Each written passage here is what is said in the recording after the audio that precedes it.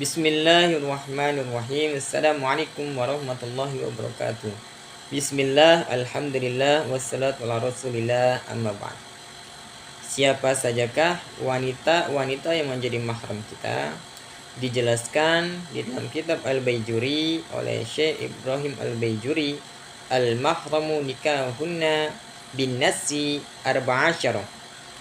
Wanita-wanita yang menjadi mahram kita yang disebutkan di dalam Al-Quran seluruhnya ada 14 orang.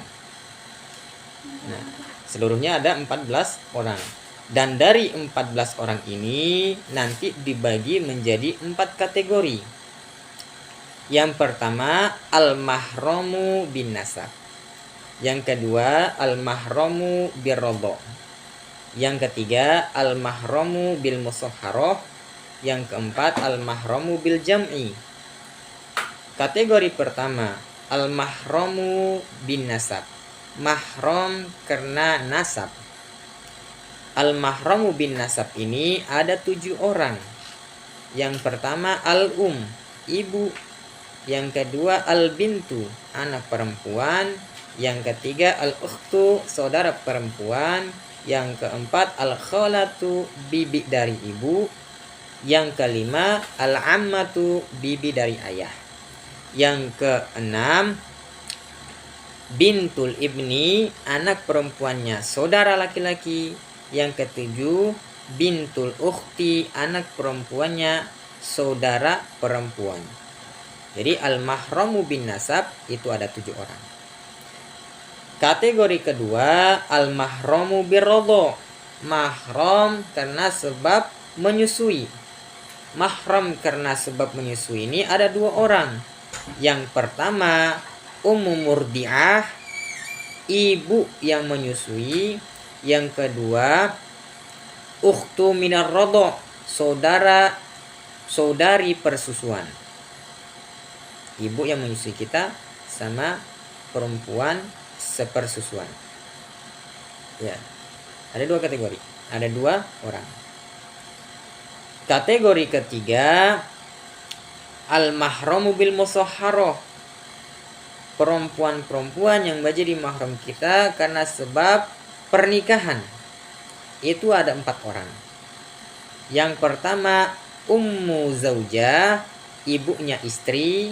Yang kedua, bintu zaujah, anak perempuannya istri. Yang ketiga, zaujatul abbi, istrinya ayah. Yang keempat, zaujatul ibni, istrinya anak. Nah, jadi ada 4 orang. Nah, 4 orang ini mahram, menjadi mahram kita karena sebab pernikahan. Kemudian kategori terakhir yang keempat, al-mahramu bil jam'i. Perempuan yang menjadi mahram kita karena sebab haram mengumpulkan. Itu ada 1 orang. Siapa? Ukhtu zaujah, saudara perempuan istri, ataupun ipar kita, ipar perempuan. Ya. Jadi mahram seluruhnya disebutkan dalam Al-Quran itu ada 14 orang. Dari 14 ini dibagi menjadi 4 kategori. Al-mahramu bin nasab ada 7 orang. Al-mahramu bi rodho ada 2 orang. Al-mahramu bil musahharoh ada 4 orang. Al-mahramu bil jam'i ada 1 orang.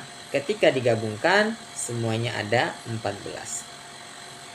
Nah, kemudian dari 4 kategori ini, mahram karena sebab nasab, mahram karena sebab menyusui, mahram karena sebab pernikahan, dan mahram karena sebab haram mengumpulkan. Ini dibagi lagi menjadi 2 kategori. Yang kategori pertama, alat ta'bid. Kategori kedua, laisa alat ta'bid. Maksudnya apa alat ta'bid? Maksudnya adalah wanita yang mana kita boleh berkhalwat dengannya. Perempuan ketika keluar harus dengan mahram, maka kita boleh menemaninya. Apabila kita bersentuhan kulit dengan mereka, maka wudhu kita tidak batal. Nah, ini dianggap ala ta'bid. Kemudian kategori kedua, laisa ada ta'bid. Maksudnya apa? Perempuan mahram kita, tapi kita haram berkholwat dengannya, berdua-duaan dengannya. Ataupun ketika kita bersentuhan kulit dengannya, maka wudhu kita batal. Nah, ada dua kategori. Yang pertama ada ta'bid, yang kedua laisa ada ta'bid. Yang ada ta'bid itu ada 3 kategori. Yang pertama al-mahramu bin nasab. Mahram kena sebab nasab. Yang kedua al-mahramu birradha. Mahram kena sebab menyusui. Yang ketiga al-mahramu bil musaharah. Mahram kena sebab pernikahan. Nah, jadi dari 3 kategori ini, mereka ini adalah perempuan-perempuan yang mana kita boleh berkhelwat dengannya, berdua-duaan dengannya. Kemudian apabila kita bersentuhan kulit dengannya, wudhu kita tidak batal. Dengan nasab, dari nasab itu ada 7 orang, udah disebutkan di awal. Karena sebab menyusui ada 2 orang, bisa diulang kembali nanti. Yang karena sebab pernikahan ada 4 orang. Nah, jadi kalau digabungkan ada 13 orang berarti. 13 orang ini adalah mahram kita, yang mana kita bisa berdua-duaan dengan mereka, dan ketika kita bersentuhan kulit dengan mereka, wudhu kita tidak batal. Ini disebut dengan ala ta'bid. Kemudian laisa ada ta'bid. Tadi ketika kita bersentuhan kulit ya haram. Kemudian ketika kita berkhelwat berdua-duaan dengannya haram juga, karena tidak boleh. Ada 1 kategori, yaitu siapa? Al-mahramu bil jam'i. Itu perempuan yang menjadi mahram kita karena sebab haram mengumpulkan. Siapa? Itu adalah ukhtu zaujah, saudara ipar. Ya, saudara ipar, kakak ipar ataupun adik ipar perempuan kita. Ya, memang mahram kita, tapi jangan salah sangka bahwasanya oh ini mahram saya boleh bersentuhan tangan dengannya. Oh ini mahram saya boleh berdua-duaan dengannya. Tidak boleh. Memang mahram. Ya, mahram itu apa? Haram untuk dinikahi. Haram untuk dinikahi.